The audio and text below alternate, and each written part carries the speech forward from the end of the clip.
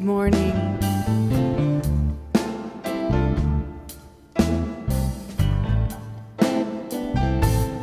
You're not a natural being having a spiritual experience, but a spiritual being having a natural experience.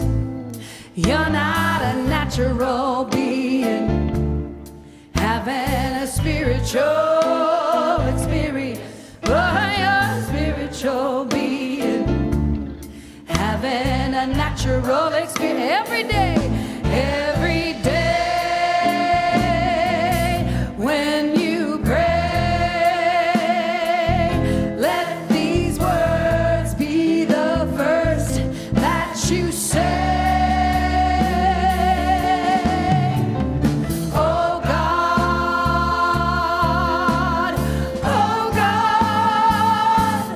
let me be spiritual. Spiritual, let me be spiritual. Spiritual, you're not a natural being having a spiritual experience, but you're a spiritual being having a natural experience. No, no, no, no, yeah. Having a spiritual, hey, no, no, yeah. Hey, having a natural experience every day, every day when you pray. Let these words be the first that you say.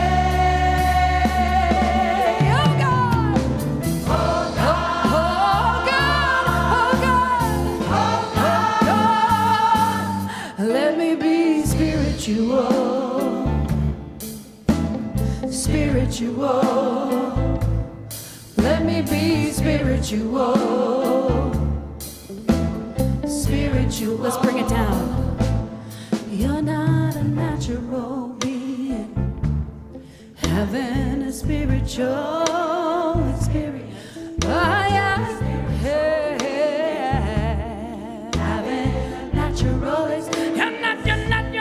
You're not a natural being, hey, having a spiritual experience. Having a natural every day when you pray. Let these words be the first that you say.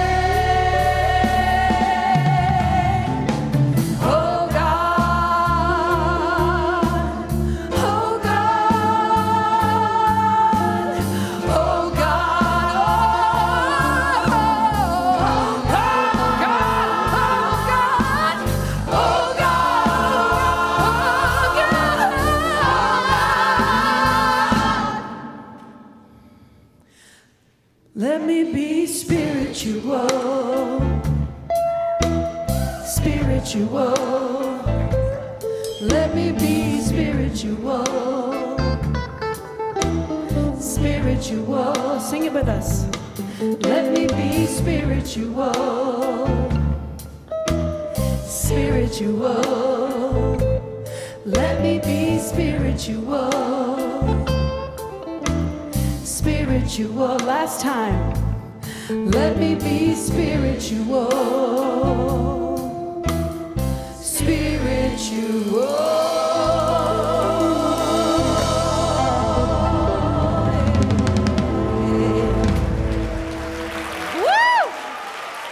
Once again, I have to repeat something I've said before. It just bears repeating because sometimes we want to pretend like it's not true. And what I need to say is human beings must create. We must create. There's no choice. We breathe, we eat, we sleep, we rest, we create. That's the way we are. It is in our spiritual DNA. It's in our biological DNA. Now, what can happen, though, is that we can create two ways. We can create new stuff out of vision or aspiration or desperation. Oh no, I gotta do it. I mean, it doesn't matter. You can either create from what's drawing you forward, or this is what sometimes happens and people say I'm not creative, or we create repeats and sameness out of a need for security and control. And security and control, we have no control over, so all that's an illusion anyway. So we actually can create what seems like sameness out of a need or the illusion that we are somehow controlling things. So if you, and I have to look at this myself, if 2017 feels like 2015, 2010, 2009, then it could be, if it feels the same, you know, the faces are different, but it seems to be the same patterning, that's a very creative act. Because life, the universe, is always expanding and shifting and changing. That I know that because we live on 5 acres and Tim is always having to tend things that want to shift things. Plants, trees, they're all shifting, they're changing, they're growing, or they're dead. So if things seem the same, that took a lot of work. Or it takes a lot of work for us to stay the same. So I want to talk a little bit about this illusion of security and control and feeling like we know what's going on. And this came up out of a conversation that I had with Michael Ingersoll, who is, by the way, heading up our pastoral care ministry and doing a wonderful job. I'm very grateful.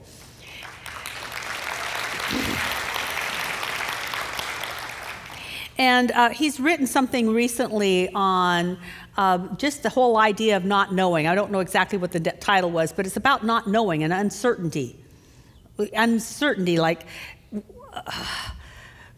things are uncertain. And he was writing this, and we're gonna publish it. We're not sure where to publish it yet, but we are going to publish it because he's sensing from our community and our congregation uncertainty and not feeling secure and wondering what's happening and just this kind of low-grade angst. It's like a low-grade fever. You're not really sick, but you don't feel like doing much because it's unsettled. How many of you have ever felt that before in your life? Well, I think as a congregation we can be feeling that because we don't know where we're going. We don't know where we're going. We've sold this property. We get to be out next year, but we don't know where we're going. That could cause a little bit of low-grade angst. And what I realize is that Michael and the other ministers, they are going to be compassionate and really love people and love on them no matter what's going on for them, knowing that what goes on for them is not going on for them, except it is going on for them as an opportunity for them to look even deeper and have something emerge from them. It's everything that I'm going back to the poem that I shared last year. It seemed like last year. I went to CBEC. That was a year ago. But supposedly, according to the calendar, last Sunday, I shared a poem by Rumi who says, you know, everything's a guest house. So no matter what shows up, you just welcome it in and give it a big hug because it's there for you. It's there to show you something, to teach you something. It's got a message to it. So there's going to be that process of, oh, I understand what you're going through, and I love this, and we love you, and we're going to hold you while you're going through it. But it's my job to speak into this low-grade angst and give us some ibuprofen. By allowing us, by first letting me know, reminding myself and then reminding all of us that there is absolutely no security except in the present moment. Everything else is an illusion. No matter how you plan for the future, no matter how many of you made preparations in the past? And they were good, but still something else happened. How many of you have had those?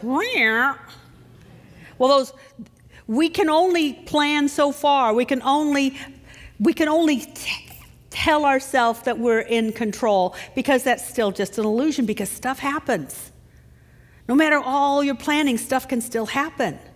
But what we can control is our thought in the present moment, and what we can control is our willingness to open up to security, and what we can control is our willingness to use our breath to find a mindful moment, and in that depth we find something that is undescribable. As Jesus would say, the peace that passes understanding. It doesn't make sense. And there's this peace there, and there's this security there, and there's this sense of okayness there, and it doesn't really matter what else is going on. And if consciousness is caused, which is what we teach, if consciousness is caused, that okayness creates more okayness in the future. Angst creates angst, angst, angst, angst. You can't control, how many of you have ever been anxious? And it seems to spiral on itself. Wow, what a ride. If you could put that in a theme park, what a fun time. Right? It's just, well, we do that, and that gets spiraling out of control because we don't stop and say, I'm going to use my breath.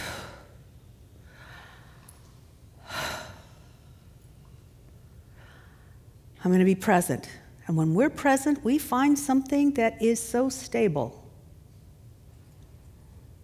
And out of that stable, we can create stability in moving forward. To give you an idea of how this all works now, we actually have a modern day metaphor, a modern day example of how to go through life. And that is GPS. God gave us GPS so it could show us. Now, this is me. I'm making stuff up here.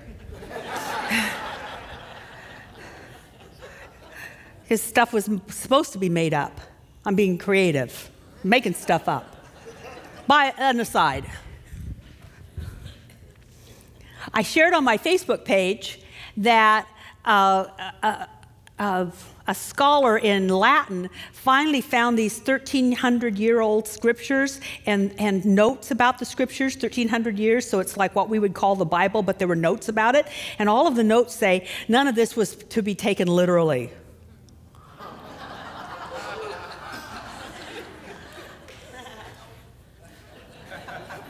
So don't take my metaphor literally. But here's the metaphor. GPS is, the way to go through life is like unto the GPS. Remember before GPS, remember when you had those, what were those things called? What? Thomas Guide. That Thomas Guide to going crazy. Because you're here and you're in one page, but where you want to go is on another page. So you have to figure out how to go from this page to the next page, and you're shuffling through things, and then you're trying to remember what the directions are, and you're trying to recall it in your mind. And even when we got MapQuest, oh, that was supposedly better. Oh, yeah, then you go, turn right here, and 3 miles, you go this way, and you're thinking, was it 3 miles yet? What, did I miss that? Remember that you've got it on the side. You're not supposed to look down, not be distracted, but you've got it on the passenger side, and you're either looking at the Thomas Guide, or you're looking at the directions that printed out, and you're trying to make sure that you did it right, and I might have missed something, and if you didn't miss, then oh my goodness, how do you go back around? It doesn't matter anymore. We have GPS. And some little voice, sweet, says, turn right 400 yards. Turn right. No, turn right. Turn right now. Turn right. Okay, you turn. And then you don't have to do anything until it says, do it again.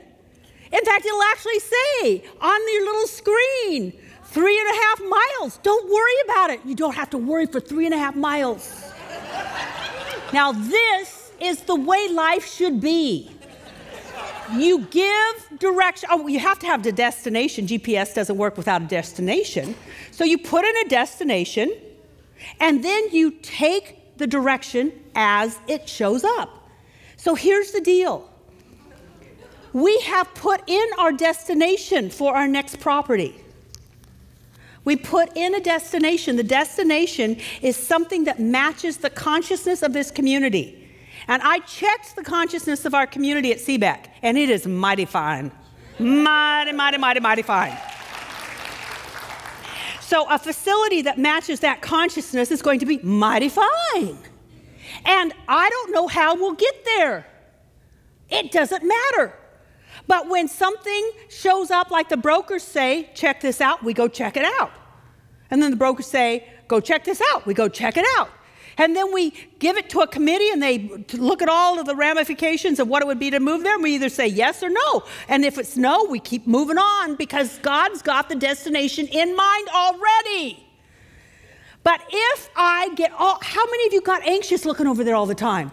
You couldn't be in the present moment. You're looking at your MapQuest, or you're looking at your directions that somebody gave you. Turn right at the red house with the green fence. What if I missed the red house with the green fence? I bet I did. See, you can't be present, and you're going down these tree-covered lanes and gorgeous gardens, and you miss it all because you're too busy trying to figure out if you're getting there in the right way. Right? Okay, so here's the deal. We're going to get there because God's in charge.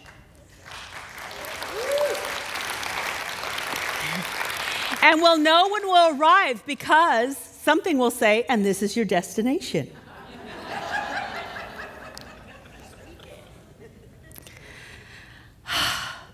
Security can only be known in the now. I made my turn, I'm secure. I'll be told when to turn again, I'm secure. That's why we really invite people at the beginning of the year, and it should be happening all the time, is know where you want to go, put it into the God positioning system, and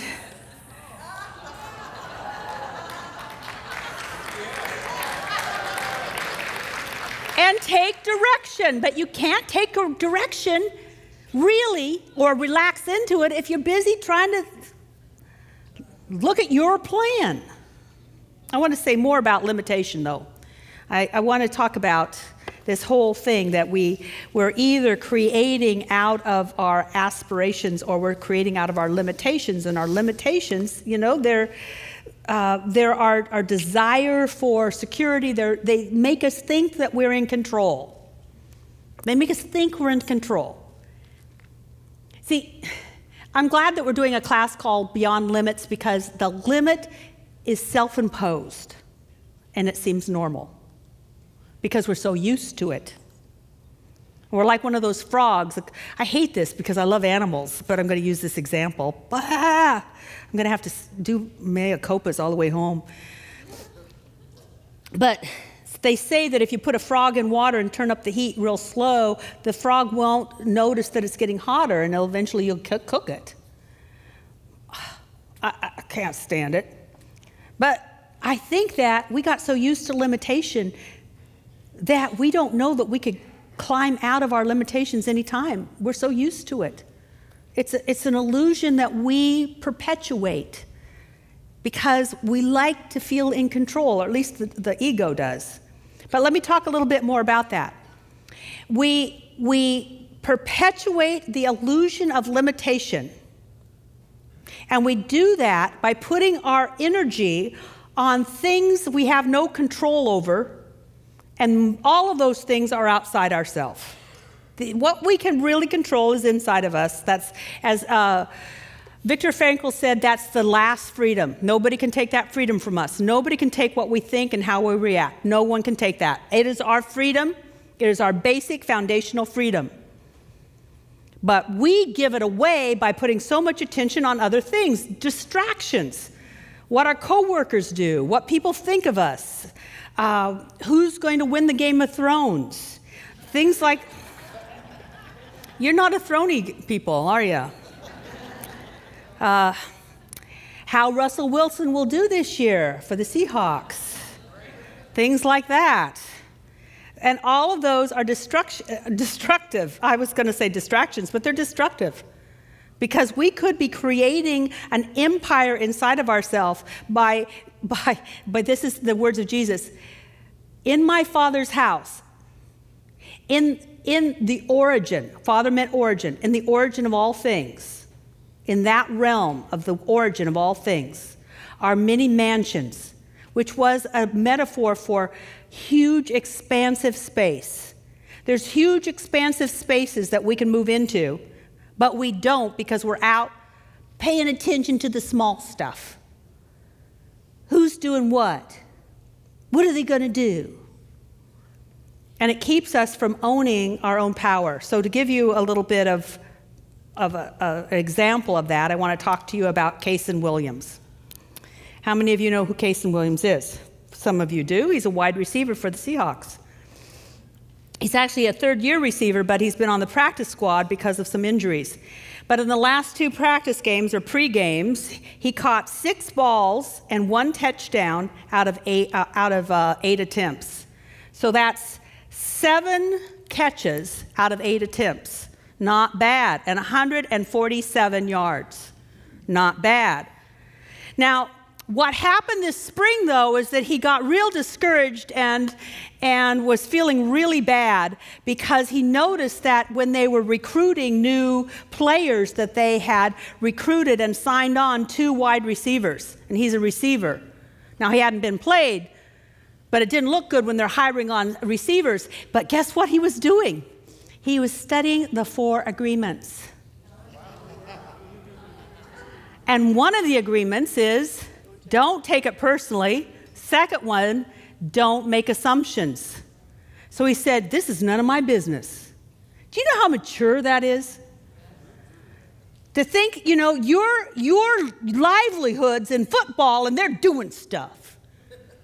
Now, who is that person? Where are they coming from? What do they know? What are their stats? I've been on the practice team. I've been injured. It's not my fault.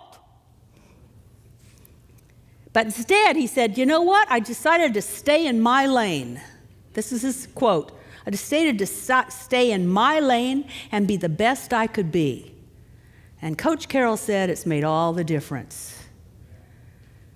We perpetuate limitation by putting our attention on things we can't control. He couldn't control who they recruited. He could control who he was.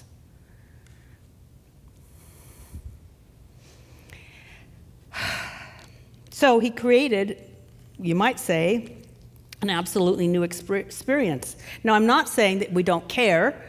Just because I'm saying don't put your attention out there, it's not that you don't care, but unless you can become meaningfully involved, let it be a passing thing. If it calls to you, then become meaningfully involved, even if it just means praying for something or giving to a cause or whatever. But have your attention be meaningful and powerful instead of scattered. They say that the definition of codependence is that when you die, someone else's life passes before your eyes. I mean, really, are we paying attention to our life that we'd even know how it worked out? Now, I want to get to today's plan talk. I did have a plan talk. And the talk title is, whose team are you on? And I think this came because I knew we were going to be coming back from CBEC, and I really wanted to talk about being on Team Spirit. The team is Spirit. Are we going to be on Spirit's team?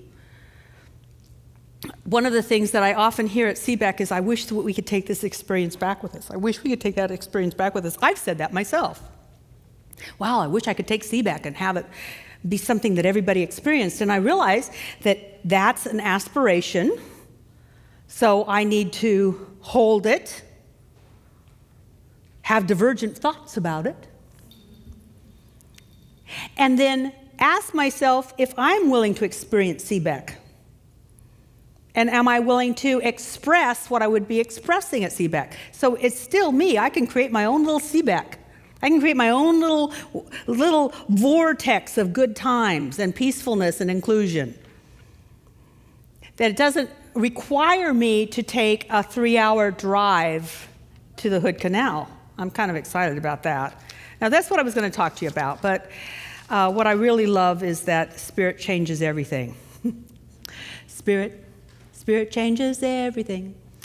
La, la, la, la, la, la, la. I know that it was supposed to be love, but Spirit can do that too.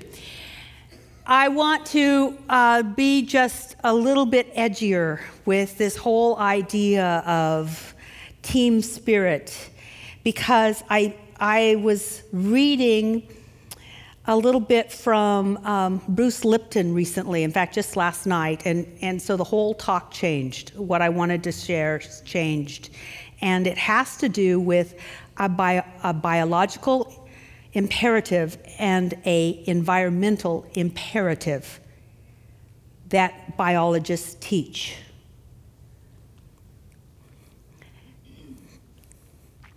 The environmental imperative that they've discovered is that for life to evolve, it had to handle its environment in a more creative, informed way. So they started with the Bruce Lipton starts with the example of one of the smallest pieces of living matter that we have, which is a bacteria. And a bacteria is just a single cell. And for a long time, they thought that the intelligence of the cell was on the inside, but no, the real intelligence of the cell is on the membrane. It's on the outer edge. It's the edge. It's edgy. That's where it is. Because the cell responds to the environment and then tells the inner workings how to shift its chemical reaction to be harmonious with the environment. If it couldn't do that, it couldn't live. So it perfected its ability to read its environment, which is as far as we would have gotten in an evolutionary story. Except it got smarter. It band together with a lot of other little bacterias. And then they formed an outer membrane around all those little bacterias. And guess what? That's a lot more edge of intelligence. And it could do things that the little cell couldn't do by itself. And it's responding to the environment. And that wasn't enough. Pretty soon those got together, and those got together, and those got together. And what I am and what you are is a bunch of little colonies of intelligence bound together. And we are able to respond to our environment so that we can survive and evolve. Isn't that exciting? Now it gets even better. Now what we thinks is our brain. And our brain also functions on the edge. A lot of it responds, a lot of that impulse is coming from the edge, but our brain expanded so much in this hard little skull that we've got that it started to fold on itself. Thus the brain has all these folds, so it has more edge, edgier and edgier. But it can't get any farther unless we grow bigger heads. And all the mamas said, no. No. So God listened.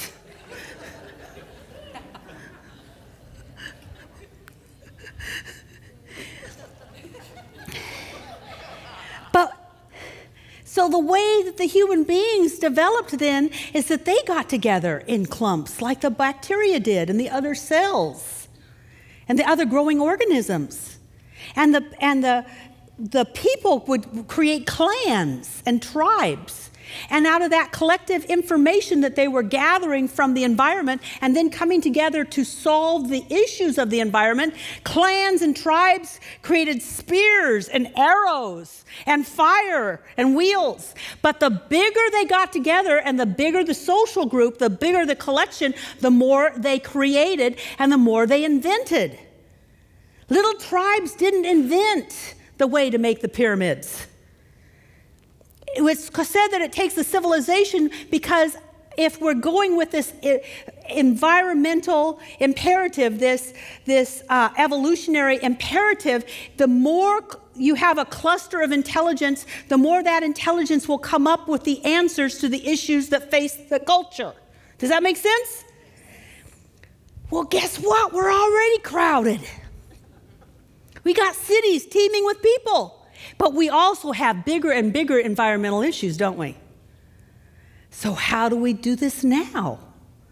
Well, the evolutionary imperative is that we connect cities to cities, to states to states. Who's heard of the global village?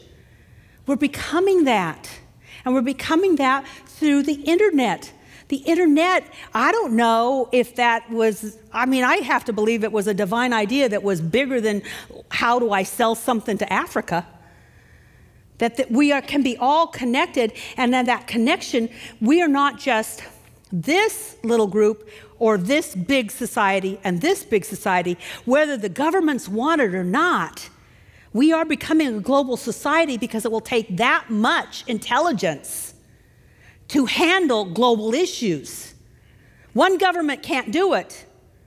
One society hasn't done it. But boy, we start putting our masses of intelligence and demands upon the system.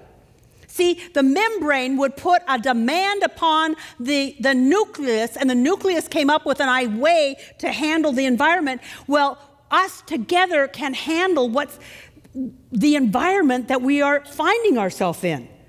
There are answers out there. So back to, how do you get involved? You get involved by putting a demand on this system.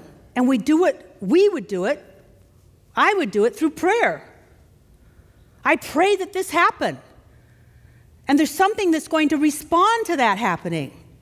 I said for a service that about a year ago, I got really huffy with God. I've gotten huffy a couple of times in my life. But this was a huffy time. And the huffiness came out of some of my two really good friends dying. And it ticked me off. And I told God about it. And I said, you know what? I'm really tired of this cancer stuff. Get it healed. Take care of it. I want it eliminated. You hear me? You hear me? Come on. Now, I prayed hard, and then I prayed some more, and I said to people, I want an end to cancer, and I put it out there in a bunch of different ways. Well, this is the GPS story come again. I was driving to Seebeck last Sunday, and I heard on the radio that all of the ferries were delayed 1 or 2 hours, so I decided to not sit in a hot car. I decided to drive around to the Hood Canal.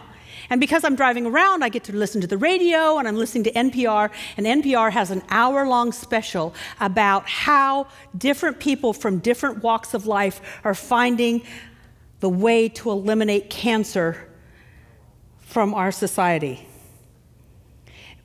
All 5 of them, and they all got TED Talks, but I haven't had the chance to go back to the TED Talks. All 5 of them said that within 10 years, cancer will be something that we regulate like we do AIDS. It will no longer be a death sentence.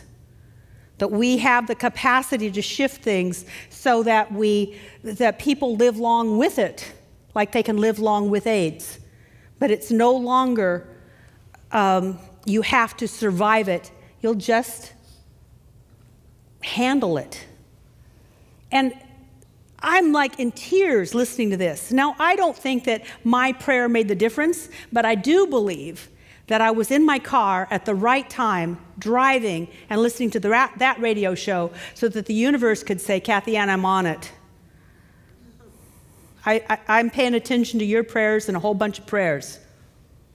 And I'm using all of these systems within the great humanity to come up with ways in which this will no longer be the scourge that it is.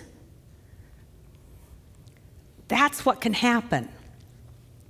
So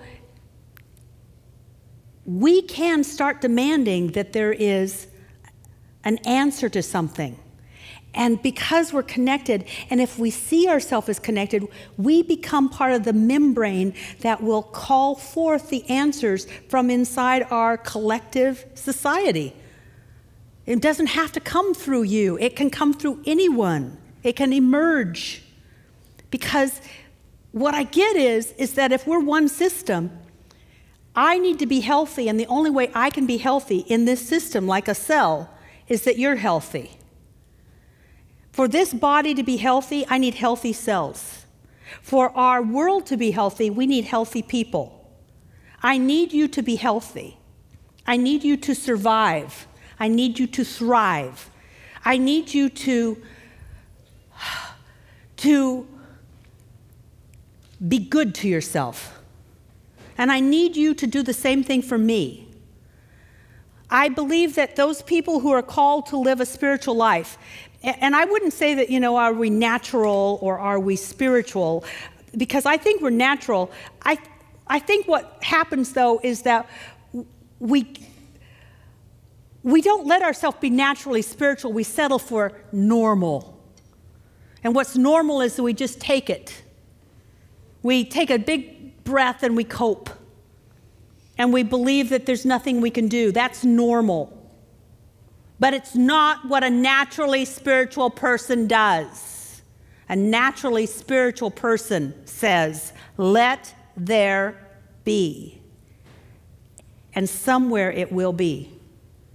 And we're going to see this because the universe is speeding up, evolution is speeding up, and we get to watch it. We're going to watch things happen that are amazing, but what are we willing to speak into this intelligence? What are we willing to say? I'm going to say that there's enough for everyone. We get to say that there's homes for everyone. We get to say that there's a way to have clean water everywhere. We get to say that there is a way that everyone can have food everywhere. We get to say that, we hold it, we experience it, and we express the optimism of it. And that is something that will shift this organism that we live on and that we live in, that's called the earth. We got a song about it.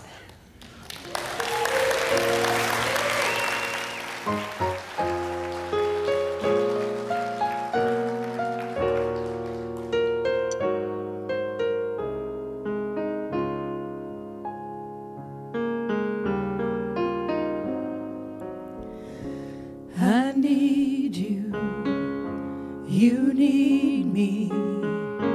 We're all a part of God's body.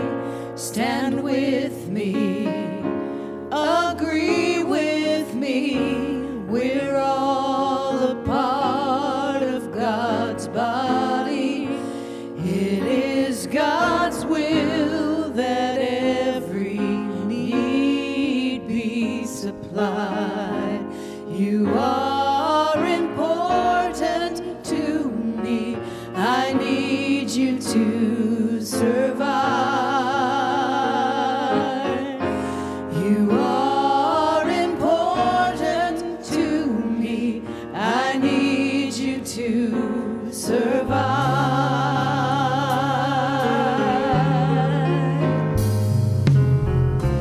I need you. You need me.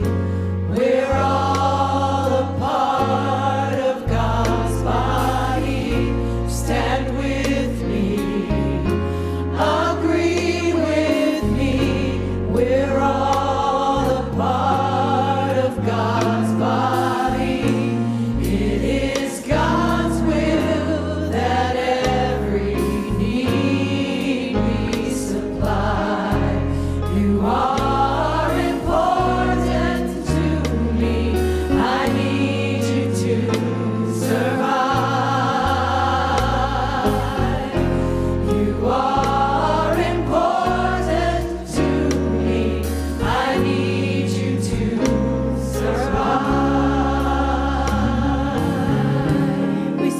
say so many times, there's one life. There is one life, and you are my life.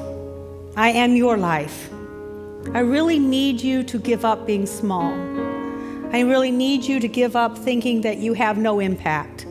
I really need you to give up paying attention to all the things you can't control, because what you can control is your access to something so powerful. There is a power in the universe for good, and we can use it. We can access it. We can put a thought into mind, and if it expresses more life and harms no one, including ourselves, all of the universe is behind that prayer. I need you to pray, and pray big.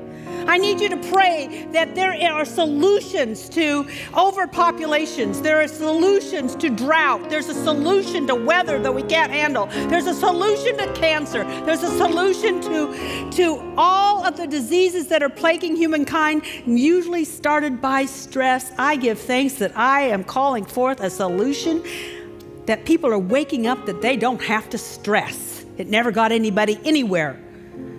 I give thanks that this is a vortex of peaceful, serene security, in which people allow themselves to know where they're going will be directed in every moment by the great GPS in the sky. I am so grateful that we are allowing ourselves to open up to love, to be loved, to love in return, to embrace everything. I need you to do that, because your life is my life, and frankly, I want to live big. Please live with me. I pray for you, you pray for me. I love you, I need you to survive. I won't harm you with words from my mouth. I love you, I need you to survive. I pray for you, you pray for me. I love you, I need you to survive. I won't harm you with words from my mouth. I love you, I need you to survive. I pray for you, you pray for me. I love you, I need you to survive. I won't harm you with words from my mouth. I love you, I need you to survive. I pray for you, you pray for me. I love you, I need you to survive. I won't harm you with words from my mouth. I love you, I need you to survive. I pray for you, you pray for me. I love you, I need you to survive. I won't harm you with words from my mouth. I love you, I need you to survive. It is God's will that every need be supplied. You are important to me. I need you to